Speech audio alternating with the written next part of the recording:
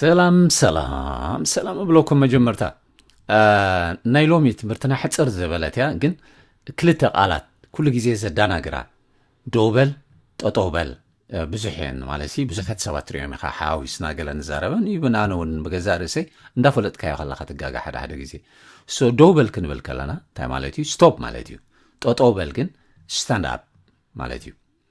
ጠጠውበል ዶበል ፍልልይ ኣለዎን ዶበል ክትብል ከለኻ ንኣብነት ሽጋራ ዶው ኣብሎ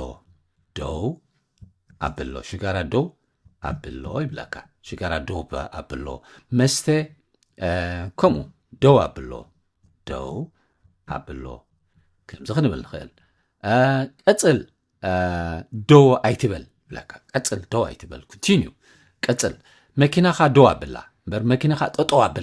ኣብላ ማለት ካልእ ትርጉም ይኽእልዎ ጉዕዞኻ ዶው ኣብሎ ጉዕዞኻ ዶው ኣብሎ ደውታ ድማ ንብል ካብኡ ዝወፀ ቃል ማለት እዩ ጠጠውታ ኣይበሃልን እዩ ደውታ ስቶፔጅ ታይም ሕጂ ጉዕዞኻ ዶው ኣብሎ ሶ ፈላሊና ንርአየን ጠጠው በዚሕኒ ክብል ከለኹ ዶው በዚሕኒ ኣይበሃልን እዩ ጠጠው በዚሕኒ ማለት ሙሉእ መዓልቲ ጠጠው ኢለ ውዒለ ማለት እዩ ጠጠው ኢለ ውዒለ ከምዚ ክንብል ንኽእል ጠጠው ኢልካ ብላዕ ወይ ድማ ጠጠው ኢልካ ኣይትብላዕ ከምዚ ክብለካ ክእል ብጠጠውካ ኣይትስተ ከምዚ ክብለካ ይኽእል ስለዚ ፈላሊና ክንሪአን ክንክእል ኣለና ኣይንሓዋውሰን ዶውበል ስቶፕ ኢልና ኣለና ዶውበል ስቶፕ ማለት እዩ ጠጠውበል ድማ ስታንድ ኣፕ ስለዚ ኩሉ ግዜ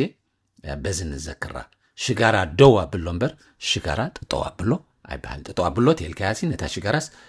ብቁልቁል ኣፋ ንላዕሊ ገፃ ጠጠው ኣብላ ማለት እዩ ሓፍ ኣብላ ገለ ከምኡታት እዩ ተስማዕ ስለዚ we have to remember ሽጋራ ዶው ኣብሎ መስተ ዶው ኣብሎ ክፉእ ዝኾነ ክፉእ ጠባያት ዘለካ ዶው ኣብሎ ምስ ሰብ ምበኣስ ዶው ኣብሎ እምበር ምስ ሰብ ምበኣስ ጠጠው ኣብሎ ገለ ክንብል ኣይንኽእልና ስለዚ እዚኣ መዘኻኸርበኩም ኣለኹ ብዝተረፈ ሰናይ መዓልቲ ጠጥዑሙ ንዓኻትኩም ይኹን see you on my next video and bye for now